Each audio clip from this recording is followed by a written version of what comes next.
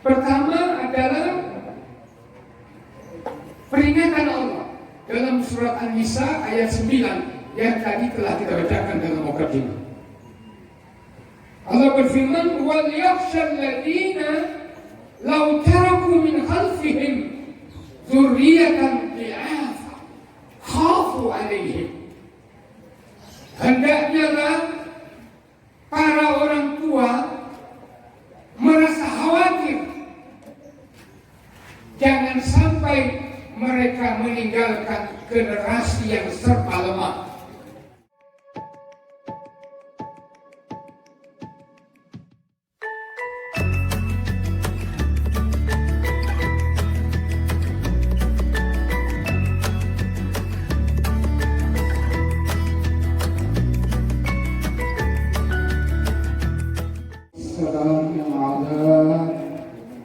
Rasulullah Muhammad bin Abdullah wa ala alihi wa sahbihi wa man tabi'a huda amma ba'd. Qala Allah Ta'ala fi al-Qur'an al-'azim wa huwa asdaqul qa'ilin. أعوذ بالله من الشيطان الرجيم وليخشى الذين لو تركوا من خلفهم ذرية ضعافا خافوا عليهم فليتقوا الله وليقولوا قولا سديدا. وقال النبي صلى الله عليه وسلم إذا مات ابن آدم عن أبي هريرة رضي الله عنه أن النبي صلى الله عليه وسلم قال إذا مات ابن آدم انقطع عمله إلا من ثلاث: صدقة جارية أو علم ينتفع به أو ولد صالح يدعو له. وأن عائشة رضي الله عنها أن النبي صلى الله عليه وسلم قال إن أطيب ما أكل الرجل من كسبه وولده من كسبه. وقال أيضا عن أبي هريرة رضي الله عنه قال رسول الله صلى الله عليه وسلم كلكم راع وكلكم مسؤول عن رعيته. رواه البخاري ومسلم وأصحاب السنن. وقال النبي صلى الله عليه وسلم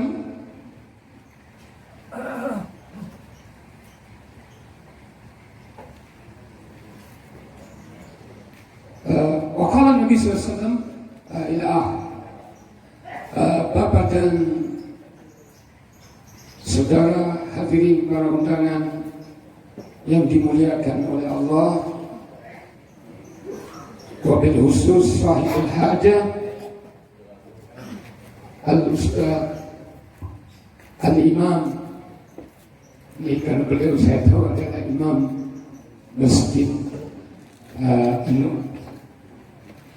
yaitu Bapak Hafiz dan keluarga, dan lebih istimewa adalah ananda berdua, yaitu Abdi Maulana Putra Hani Nirajin Masjid. Kemudian yang kedua Ananda Abdan Syakuron, akhirnya juga Putra Hani. Mudah-mudahan menjadi anak yang soleh, yang dapat berbakti kepada kedua orang tuanya, kepada negara, bangsa dan agamanya, dan mudah-mudahan akan meletakkan mahkota kemuliaan nanti pada hari kiamat di hadapan Allah kepada kedua orang tuanya, karena ini sudah hafal 2,5 juz ya. Dan mudah-mudahan ini hafal 30 juz. Kalau tamat dia akan meletakkan mahkota kemuliaan di hadapan Allah Subhanahu wa Ta'ala. Dan kita berharap juga seluruh anak dan cucu kita menjadi anak yang saleh dan saleh, insyaallah. Salawat beserta salam atas Nabiullah Muhammad sallallahu alaihi wasallam beserta sahabat, kerabat, ahli keluarga beliau dan orang-orang yang setia mengikuti ajaran Al-Quran dan Sunnah beliau hingga akhir zaman. Bapak dan saudara sekalian, para undangan, hadirin dan hadirat yang dimuliakan Allah, tadi sudah ditentukan tema pembicaraan kita, yaitu membentuk anak yang saleh. Yang pertama kita bahas apa urgensi atau kepentingan kita sehingga kita ini mendapatkan anak yang saleh. Ini harus kita tahu. Pertama adalah peringatan Allah dalam surat An-Nisa ayat 9 yang tadi telah kita bacakan dalam mukadimah.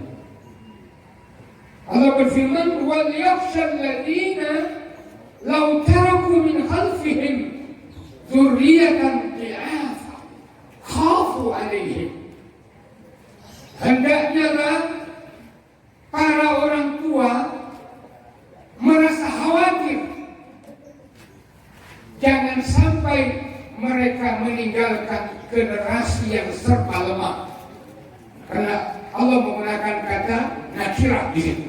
Dzurriyyatan dhi'afan, bukan dzurriyyatan ad-dhi'af. Kalau dzurriyyatan ad-dhi'afa itu berarti generasi tertentu. Dzurriyyatan ad-dhi'afa berarti hanya satu kelemahan. Tapi dalam ayat ini Allah menggunakan nakirah, yaitu kata benda bersifat umum. Dzurriyyatan dhi'afa artinya jangan sampai kita ini meninggalkan generasi yang serba lemah. Lemah fisik, lemah mental, lemah ilmu, lemah ekonomi, lemah adab, lemah akhlak. Dzurriyyatan dhi'afa khafu 'alaihim, yang mengkhawatirkan mereka. Jadi kita harus meninggalkan anak-anak yang saleh, anak yang berkecukupan secara ekonomi. Karena kata Nabi kepada Abu Talha bin Mas'ud yang memiliki kebun di depan Masjid Nabawi, sekarang sudah hotel semua. Nabi pernah atau sering meminum air sungai di situ karena benih. Kemudian Utsman bin Affan ini mengatakan, saya mau serahkan ini kebun saya ini untuk Islam. Maka Nabi menyatakan, jangan, lebih baik kamu tinggalkan untuk anak istri kamu. Kamu tinggalkan anak kamu dalam keadaan berkecukupan, itu lebih baik daripada kamu tinggalkan mereka miskin pak. Ya. Jadi dzurriyyatan dhi'afa. Jangan sampai kita meninggalkan anak yang fisik dan mentalnya lemah. Maka perlu anak-anak kita ajak berolahraga. Ya, kalau di sekolah ada olahraga, tapi ada olahraga rutin, perlu kita ajarkan mereka atau kita bawa ke tempat pelatihan karate, taekwondo dan sebagainya. Ya, asalkan nanti kalau tidak jangan-jangan ditonjol sama Jangan tunjuk orang lain gitu.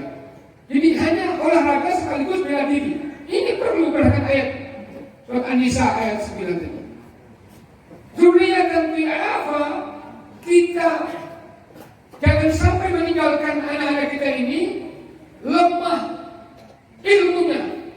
Maka kita harus mencari sekolah yang bukan munafik. Munafik itu belum tentu qualified, gitu ya. Tetapi yang qualified, yang bagus, bisa mencetak mereka menghafal Al-Quran 30 juz, tetapi mereka diterima di ITB, diterima di IPB, diterima di UGM, diterima di UTS, diterima di UI. Bisa keluar negeri. Banyak sekolah seperti itu. Ada yang beasiswa, ada yang berbayar. Banyak. Mereka Al-Quran 30 juz. Bacaannya bagus. Jangan hanya anak kita seperti pengalaman ada seorang dosen, doktor di Sumatera Barat. Dia menyekolahkan anaknya di Amerika, semuanya umum. Nanti dia sudah tua baru dia menyesal. Ternyata ketika dia sakit, anak-anak itu jangan harap datang menyebut dia karena alasannya kerja terlalu banyak. Dia benar. Dia menyesal, kenapa anak saya tidak saya sekolahkan pendidikan agama. Kenapa hanya umum semata sehingga lupa sama orang tua. Dan kalau anak-anak berbakti, apapun keadaannya, dia akan datang membawa istrinya dan menjenguk ayah. Nah ini, jadi dzurriyyatan bi'af. Insya Allah kalau kita sekolahkan mereka di tempat bukan sekuler, di tempat di situ ada dibina akhlak, maka anak-anak kita insya Allah mereka akan memiliki akhlak yang mulia.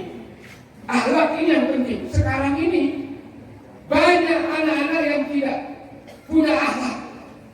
Ketika mereka menjadi pejabat, ketika mereka berada dalam satu organisasi, para ulama, kiai dibentak-bentak, kiai dimarah-marah, kiai diinterogasi depan umum. Ini kadang adab. Kenapa? Karena tidak ada pendidikan agama. Jadi perintah Al-Quran itu, wal yakhshal ladzina law taraku min khalfihim dzurriyyatan bi'af khafu 'alaihim falyattaqullaha wa yaqulu qawlan sadida.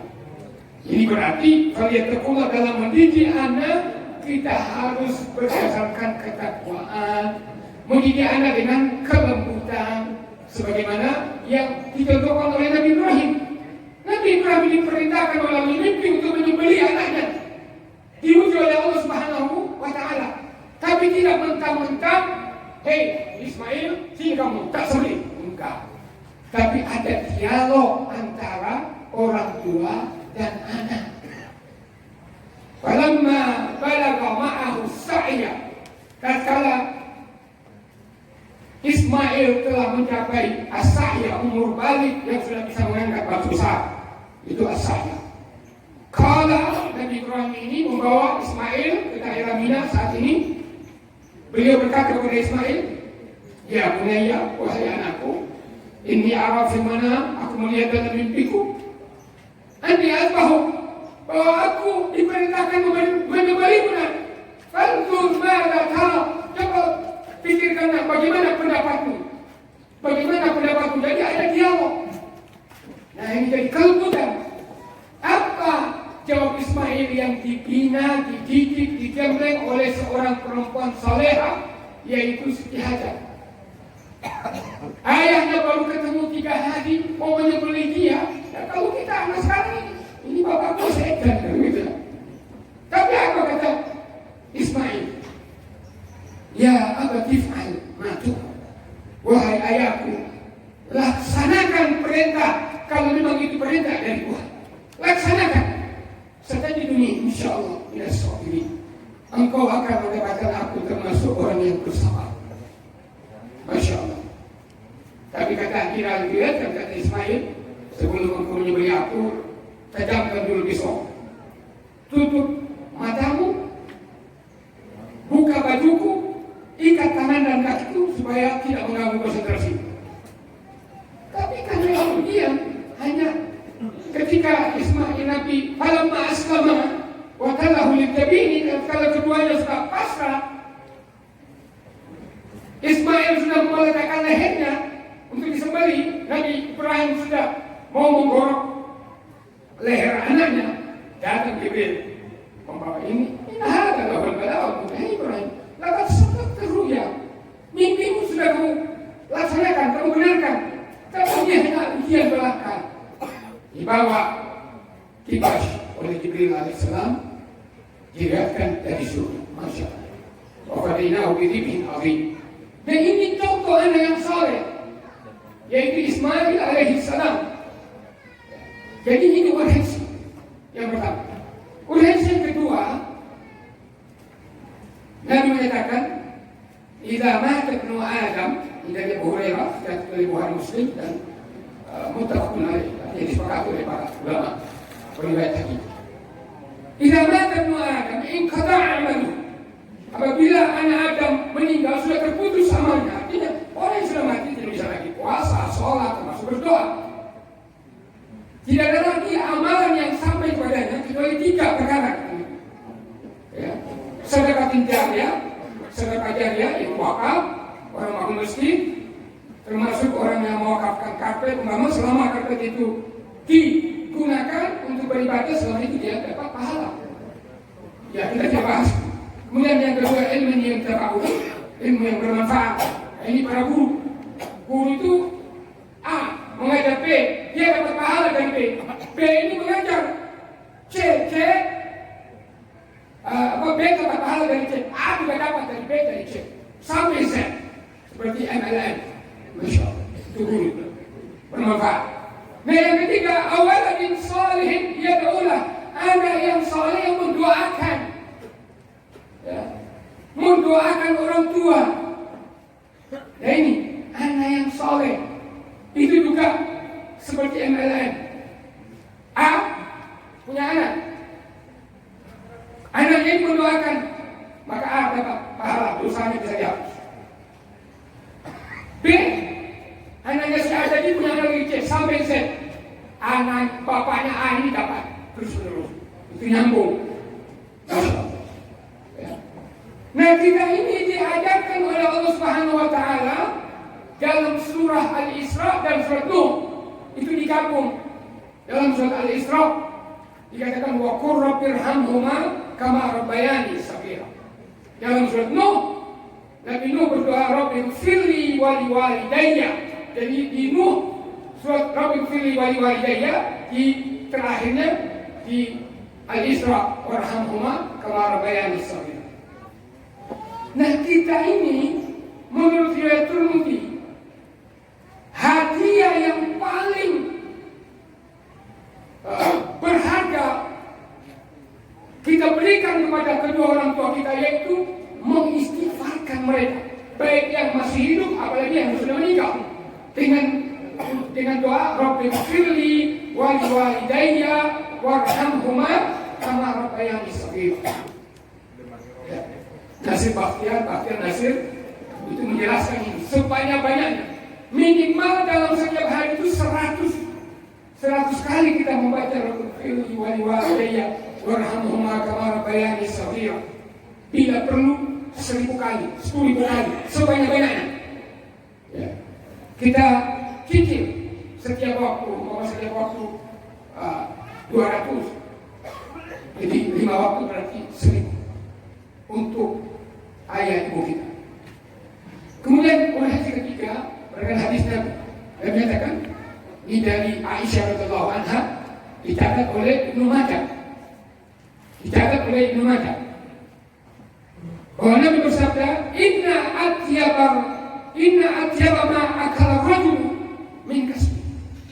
Sesungguhnya sesuatu yang paling baik dimakan oleh seseorang atau dinikmati oleh seseorang adalah dari hasil jeripayahnya sendiri. Itu yang terbaik. Seperti Nabi Daud itu istrinya 100, tapi masak sendiri. Karena Inna Daud alaihissalam la yaqulu illa min kasbihi. Jadi Nabi Daud itu kata Nabi tidak mau makan kecuali dari keripayannya sendiri. Ya, itu Nabi Daud alaihissalam. Maka kata Nabi, sesungguhnya yang terbaik yang dimakan oleh seseorang, yang dinikmati oleh seseorang adalah dari usahanya sendiri. Nah, ada lanjutnya di situ. Wa waladuhu min kasbi. Dan anaknya itu bagian dari usahanya. Artinya seseorang tidak akan lahir tanpa ayah ibu. Ayah ibu menikah, nah itu dari usaha mereka untuk dapat anak sehingga lahir seorang anak. Nah, apa maksud hadis itu?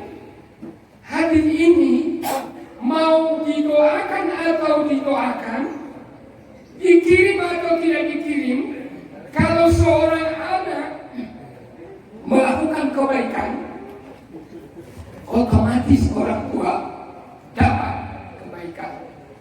Ini makanya wajib kita punya. Jadi kalau anak itu baik, apapun yang dilakukan oleh anak tersebut, diniat atau tidak diniat, otomatis orang tuanya dapat. Paham? Nah, ini wajib mengapa kita butuh anak soleh, gitu ya. Subhanallah. Nah, kemudian bagaimana cara belajar? Ini sampai kemakan bagaimana cara memperoleh anak yang soleh?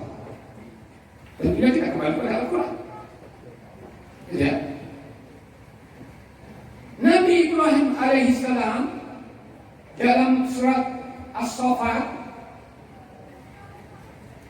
ketika beliau belum punya anak, beliau berdoa, Rabbi habli minas sholihin. Jadi kita untuk mendapatkan anak soleh bagi yang baik yang sudah punya anak ataupun belum punya, dianjurkan baca doa ini Nabi Ibrahim. Rabbi habli minas sholihin. Ya Allah, anugerahilah aku anak yang soleh. Maka lahirlah Ismail yang soleh, lahirlah Nabi Ishak yang soleh. Jadi jangan kita lupa mendoakan anak kita. Rabbi habli minas sholihin. Itu jawaban minas sholihin, berarti anak banyak yang soleh, bukan hanya satu yang soleh. Ya. Rabbi habli minas sholihin. Yang kedua, doa Nabi Zakaria, ya, pada surah Ali Imran ayat 34 atau 36. Saya katakan, hunalika da'a Zakaria rabbah.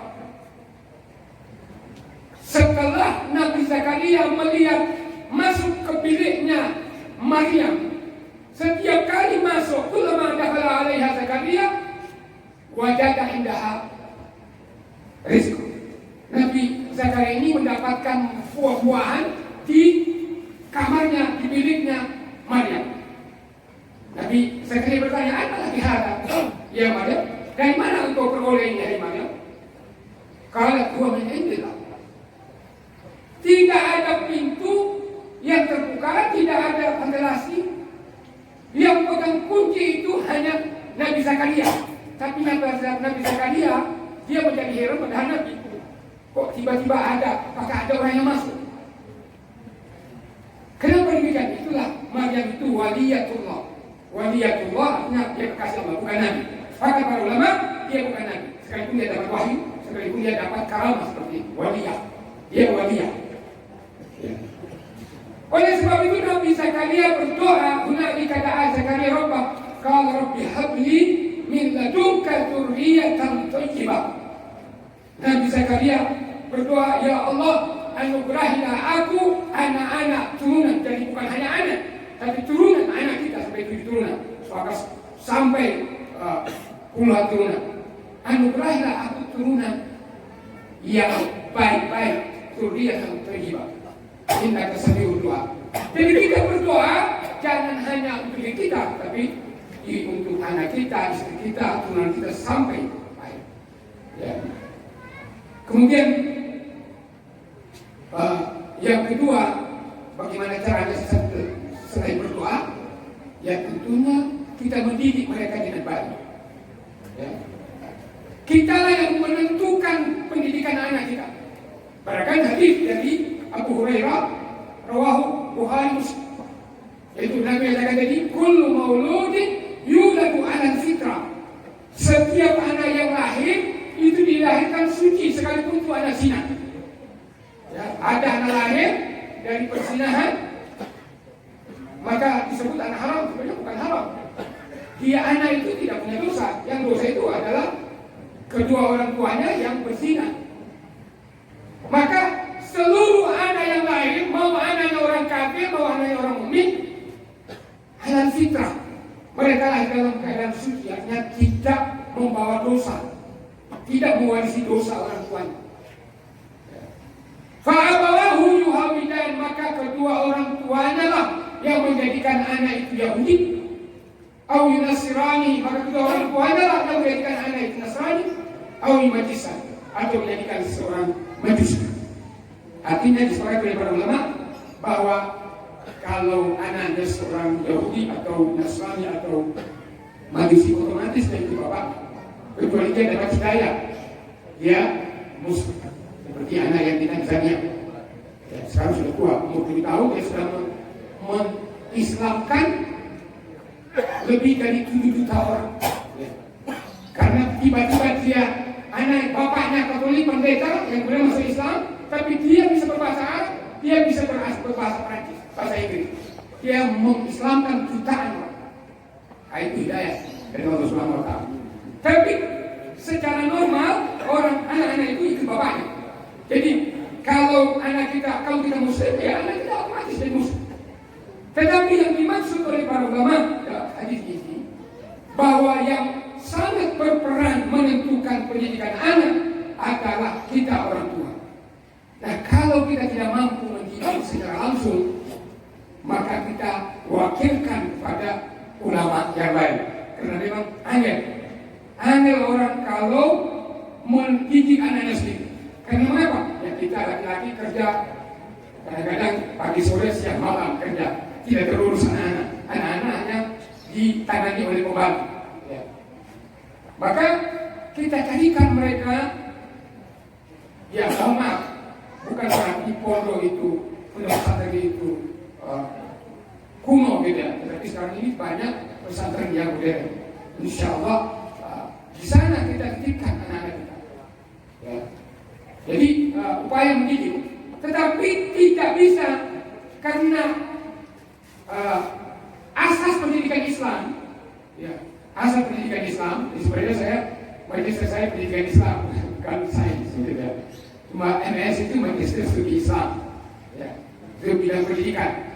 Jadi disepakati oleh para ahli pendidikan berdasarkan Al-Quran bahwa asas pendidikan Islam itu adalah keluarga. Banyak ayat Allah mengatakan, ya ayyuhalladzina amanu qu anfusakum wa ahlikum nar. Hai orang yang beriman, jauhkan diri kamu dan diri keluargamu dari neraka. Itu asasnya. Dalam ayat lain Allah menyatakan wa anzir ashiratakal aqrabin. Beri peringatan kepada keluargamu yang terdekat. Yang terdekat itu adalah anak, istri. Nah itu maka kita yang menentukan. Maka biasanya begini, kalau orang tuanya biasa merokok, biasanya anak-anak itu pasti merokok. Ya. Karena kadang-kadang disuruh oleh bapaknya beli rokok. Ya, dan di situ dia kadang-kadang dicabut satu, dia ambil. Gitu ya. Jadi orang tua yang menentukan. Ini saya tidak menyinggung orang rokok, mohon maaf ya.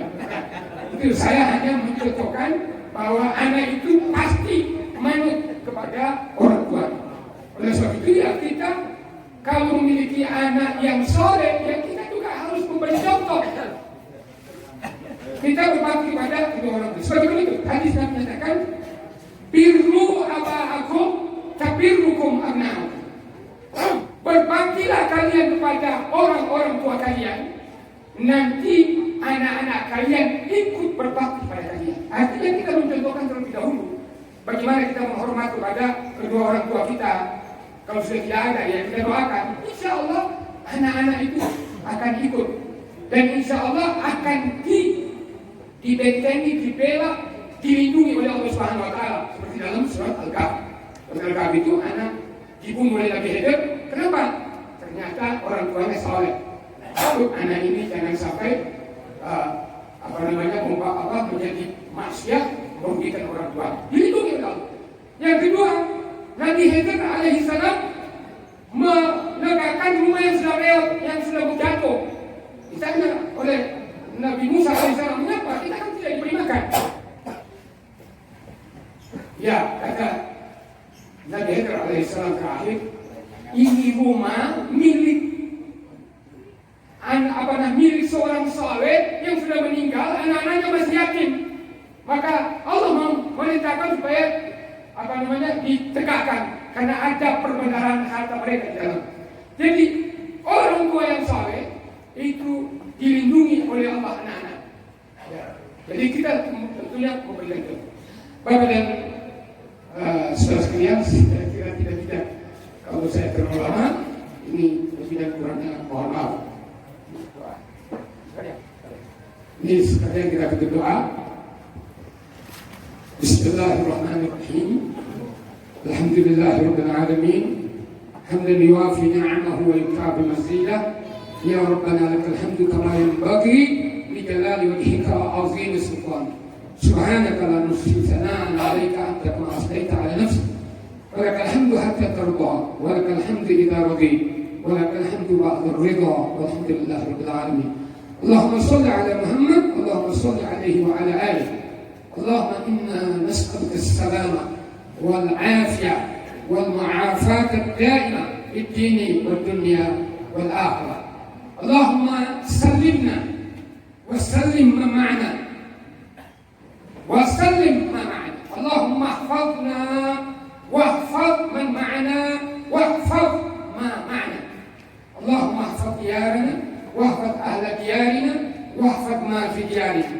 اللهم احفظنا من الهموم والغموم والكروب والآلام والأسقام والأمراض والأوجاع، واحفظنا من الغيبة والنميمة ومن الكذب ومن الرياء ومن الغضب ومن العجب ومن الكبر ومن النفاق ومن الشرك ومن الكفر ومن كل المعاصي. اللهم ارفع مقتك وغضبك عنا وعافنا واعف عنا، ولا تسلط علينا بذنوبنا من لا يخافك ولا يرحمنا. اللهم أرنا الحق حقا وارزقنا اتباعه، وأرنا الباطل باطلا وارزقنا اجتنابه. اللهم ادفع عنا البلاء والوباء والفحشاء والمنكر والفتن والمحن ما ظهر منها وما بطن من بلدنا إندونيسيا هذا خاصة، ومن بلدان المسلمين كافة عامة. اللهم ادفع عنا وباء كورونا. اللهم ادفع عنا وباء كورونا. اللهم ادفع عنا وباء كورونا. اللهم اغفر لنا ولوالدينا. اللهم اغفر لنا ولوالدينا. اللهم اغفر لنا ولوالدينا وارحمهم كما ربونا صغارا. اللهم اغفر لنا ولاخواننا الذين سبقونا بالايمان، ولا تجعل في قلوبنا غلا للذين امنوا ربنا انك رؤوف رحيم. ربنا هب لنا من ازواجنا وذرياتنا قرة اعين واجعلنا للمتقين اماما. ربنا اصرف عنا عذاب جهنم ان عذابها كان غراما. اللهم هب لنا من الصالحين. اللهم هب لنا من الصالحين. اللهم اجعل هذا الولدين ولدين صالحين. اللهم اجعل هذا الولدين ولدين صالحين. ربنا آتنا في الدنيا حسنة وفي الآخرة حسنة وقنا عذاب النار وادخلنا الجنة مع الأبرار يا عزيز يا غفار يا رب العالمين. سبحان ربك رب العزة عما يصفون والسلام على المرسلين والحمد لله رب العالمين.